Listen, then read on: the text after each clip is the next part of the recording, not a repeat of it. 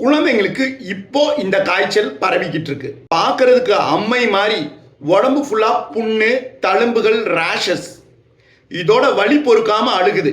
இது சிக்கன் பாக்ஸா, தட்டம்மையா, மீசில்ஸா, என்ன ஏதுன்னு தெரியாம நிறைய பேர் கன்ஃபியூஸ்டா இருக்கும். சில பேர் டாக்டர்கிட்ட போக வேண்டாம், டாக்டர்கிட்ட போகணும், இந்த மாதிரி ஏகப்பட்ட கன்ஃபியூஷன். இது ஹேண்ட் ஃபுட் மவுத் டிசீஸ், ஹெச்எஃப்எம்டின்னு சொல்லுவோம்.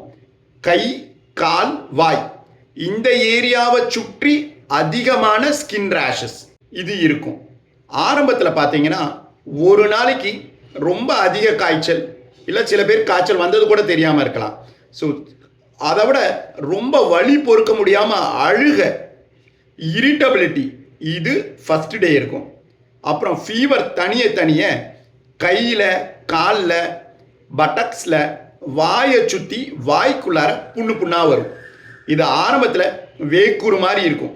அப்புறம் நீர் கொத்த கொப்புளங்கள் மாறி அதுக்கு ஒவ்வொன்றுக்கும் பார்த்தீங்கன்னா ஒரு சின்ன டாட், ஒரு குழி மாதிரி உள்ளார இருக்கும்.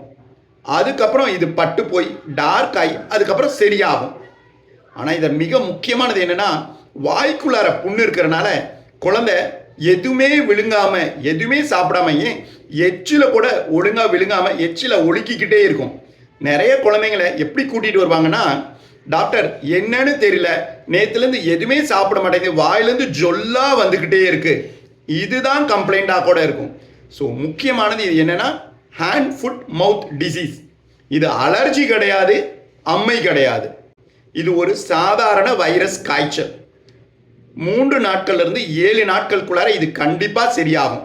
பாராஸ்டமாலும் சில நேரங்களில் லோஷனும் தடவுனாலே சரியாக போயிடும். ஆன்டிபயோட்டிக்ஸ் தேவையே இல்லை. இது இப்போ பரவிட்டு இருக்கு. இது ஒரு குழந்தைங்கிட்ட இன்னொரு குழந்தைங்களுக்கு வேகமாக பரவும் தன்மையுடையது.